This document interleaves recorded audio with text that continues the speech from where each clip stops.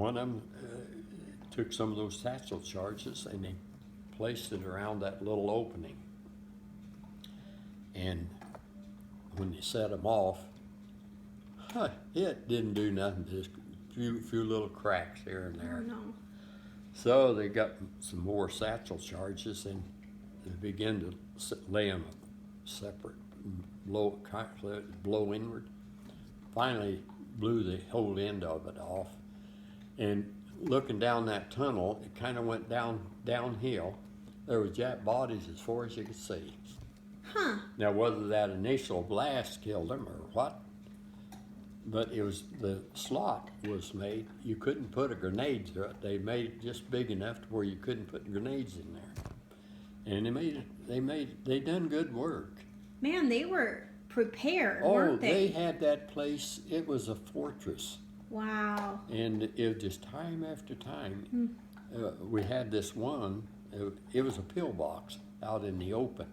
They had a 380 degrees or 280, Yeah. 180 degrees swing around, and you couldn't get close to it. And they finally had to bring a tank up that had a flamethrower on it, and they burned them out. Yeah. And then we blew it up and filled it in. And that's what they did. My goodness. And we had, I don't know whether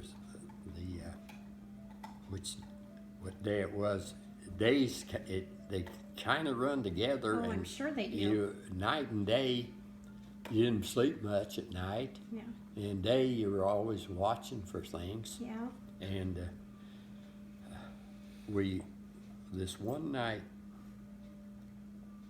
it was kind of probably arena as big as this room, had a lot of walls up on it. And so at nighttime, they would tell you, see your position and don't move. I always tried to find a big rock so I could lean against. Yeah. And sometimes very fortunate when the sun came up, it shined right on you. You know, it got warm. Yeah. Because it got cold at night. I bet. And so, they must have been 75 or 80 guys, Marines in there. 2 Navy corpsmen came in, and they took them a little place in the middle there, and they were bedding down, and they started singing old Negro songs. They carried little vials of brandy for guys. That somehow or other it's supposed to, if you're wounded or something, it helps you kind of Numb the pain. Well, you get a better attitude than you got. Okay. And I think they were sampling that because they got to singing real loud. Oh, no. And they were supposed to be quiet. And finally, somebody came by and knocked it off, and so it got silent. The next morning, when I woke up, the sun was shining. I don't think I'd had maybe 2 or 3 hours sleep, but one of our guys was on, I think it was on that particular day, he was on watch at one end, and he was standing kind of like a rock wall up here, just higher than his head, and heard her bang, you know, and he like that, and he just went down, and oh God, you know, and they went over, and it had hit the rock and chipped off and went into his shoulder. Oh. I remember he says, "Boy, maybe it's my ticket out of here." Oh.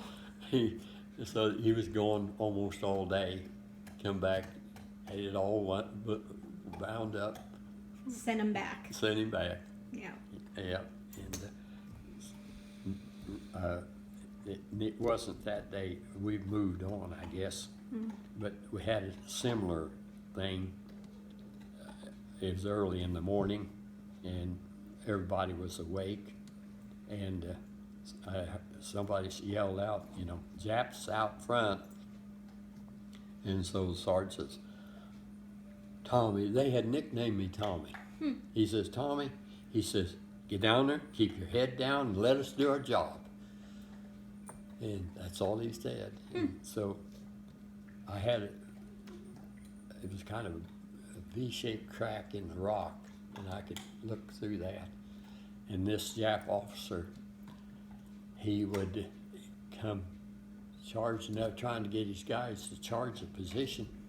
And he would be he wouldn't be maybe 30 or 40 feet away, but they were waiting for the other guys to show up before they cut down and started shooting. And they would come out, and then they'd run back into their positions. And then he'd go back himself.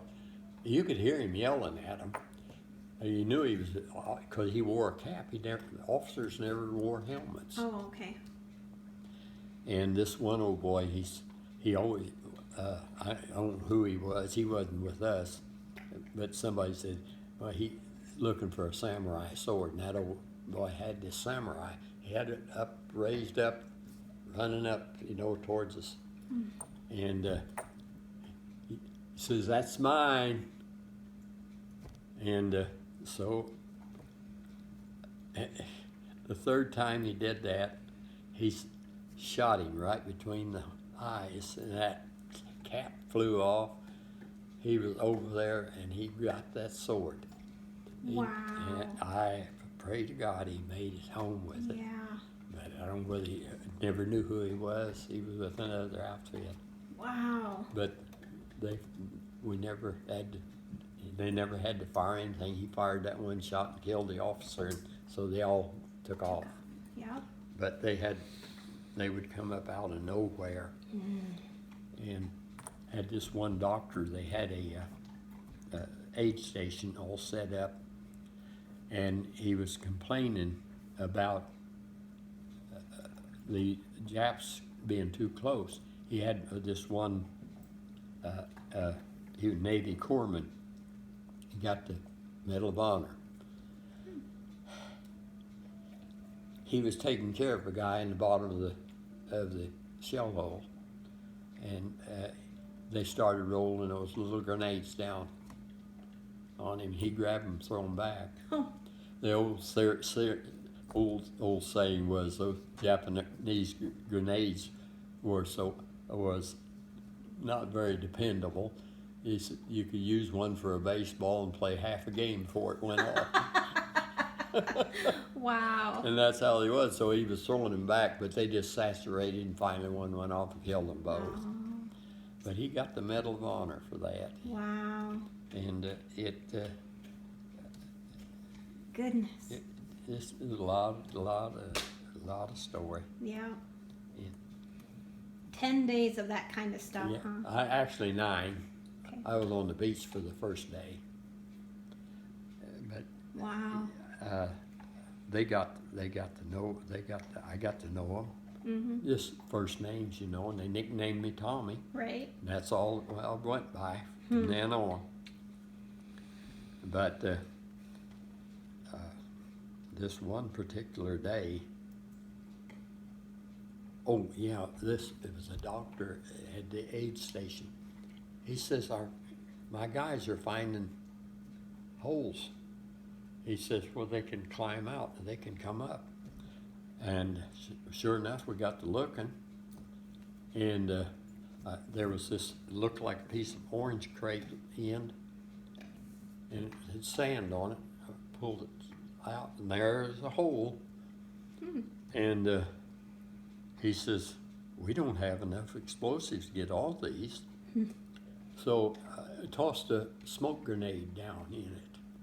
My goodness, smoke coming up every place. That's how they were getting around, Yeah, huh? they were getting out and coming out at night times and stuff. My goodness. And so he said, we don't have enough charges for all those. He says, he tried to get them where maybe it spread out in there, and it did. And he says, Tommy, you think you can handle that satchel charge? I said, sure, I know how to use that satchel charge. And he says, okay. He says, he told the guys, he says, you go and you hold. And he said, get it all ready. He says, and when I say drop, pull the pin and drop. So he got them all situated, and so he said, drop, and I pulled the little string. He says, drop it, drop it. And so I dropped it, and I don't know what possessed me to pull that thing back over that stupid hole. And he says, Tommy, get out of there.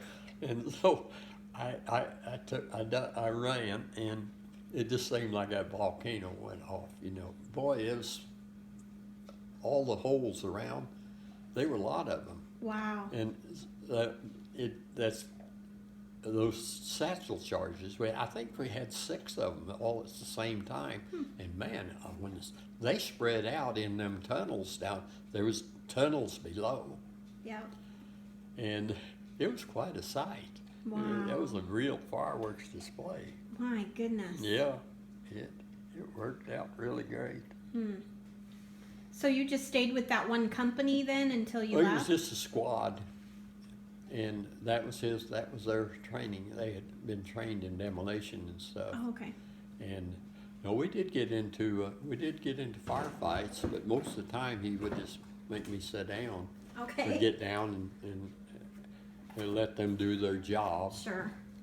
But he got to where he trusted me real good. Huh. But I don't know which day it was. He was probably in maybe 5-6 days, and got careless, and he was kind of spread out, and they was looking for a position that had been bypassed. It was supposed to be a machine gun, and I remember. I don't know how to explain it. Lava walls. I could hear the ocean hitting up against it, but it just looked like the lava had run out and then it split apart and leave an area through it. Yeah. And we had went through one of this area, and I was right in the center, and I looked down. I seen them when they seen me.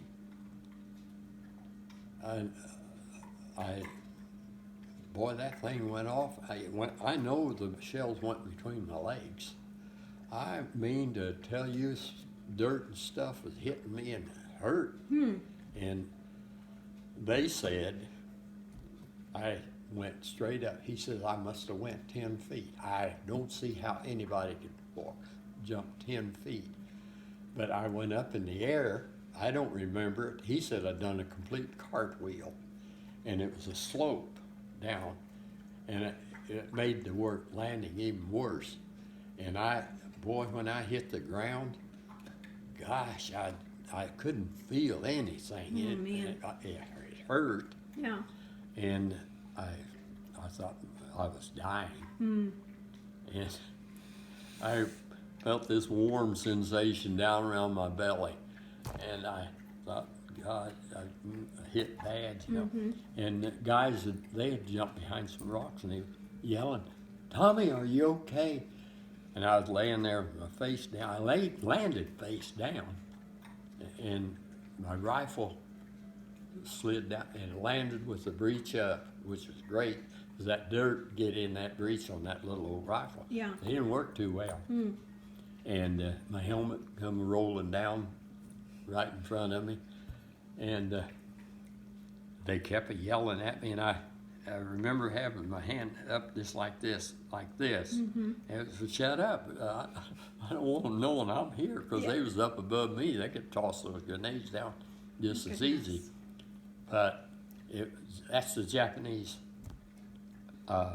attitude. When he killed a guy, they don't think anything more about it. But they didn't kill me. And My goodness. and they were trying. The other guys they were well hid, you know, but they couldn't get out. Every time they tried to come towards me, they'd cut them loose on with that machine gun, and it had them covered. It had them socked in good. Wow. And how many times they fired that thing? Oh, each time it just felt like my eardrums were going to bust. How they stood it in that hole, I don't have any idea. Yeah. But there was a little kind of brushy stuff, and it was kind of a root or something sticking. And I always roll my sleeves up. My sleeve got caught on it, stopped me about halfway down the slope, Wow. and I couldn't feel my feet. And I thought, well, it's probably, I don't know what I really thought. I just was hoping they'd stop yelling so they wouldn't start throwing those little grenades down at me. Yeah. And so they run out of ammo, I guess, in the machine. But I was laying there, and they just kept hollering, "Tommy, are you okay? Are you okay?" And I just, shut up, Yeah. leave me alone. Yeah. And I looked up, and here this Jap soldier got up, probably here to the entrance to downstairs, had his back turned towards me. Oh my goodness. And I could not, I had already cleaned up my rifle, blew the dust out, and I actually put in a new clip for some crazy reason, and when you do it, it makes a loud clack, you know? And when you pull it down to cock it, it still makes another clack, and still yet, every time I thought they'd hear that, but nothing happened. So I had it all loaded, and here all I could see was his top. He was that far over, probably, and I couldn't shoot him in the back. I just couldn't shoot him. Wow. And he got, I don't know, maybe 30, 40 feet away. And it was closer than that because he turned around and we seen eyeball to eyeball. I looked into his eyes, and he had wide eyes, and I pulled the trigger. Hit him right under the chin. And I almost vomited. Yeah. And he went down, and so I'm sorry, Grandpa. wasn't very long. Here's another one came up. I didn't wait for him to turn around, and I shot him again. And each time I just wanted to vomit. And there were 7 of them finally altogether, and there was 2 came out at one time, and they were overlooking at the guys on the ground, and I got both of them. And the last guy, and I was so sick. I laid there and I had my head laying on the ground, and they kept yelling at me. And I raised up, and here that last guy had come up, and he had that sack that this first guy was carrying. And he was trying to get up above those Marines with those little grenades. And he'd already crawling through some brush, and I just took a shot at him. I shot him twice, and he kind of hung over the edge where I could see him, all the time. The others, I couldn't see them after they fell. Yeah. And so it just got quiet, and finally the sergeant, he eased his way out. No machine gun, no rifle fire. He kept getting a little bit closer and closer, and I seen him pull the pin on that grenade. I thought, oh God, I hope he's a good shot, because I didn't want it to land on me or up. Right. And up she went, and right into that hole. Boom, boy, I mean to tell you, that close to a grenade going off. But it all went up, and then I got the shower. And so they rushed it then, and all of them are dead. And 2 of the guys come over, and I told them, I said, I think I'm hit really bad. And they rolled me over and started laughing and picked me up, and I wet my pants good. That's what the warm That thing. was the warm. Oh my goodness. I was so embarrassed. Oh, And they just. so much better than blood, though. They just got hysterical over that. Wow. And from then on, I was one of the bunch. Yeah. Wow. Yeah,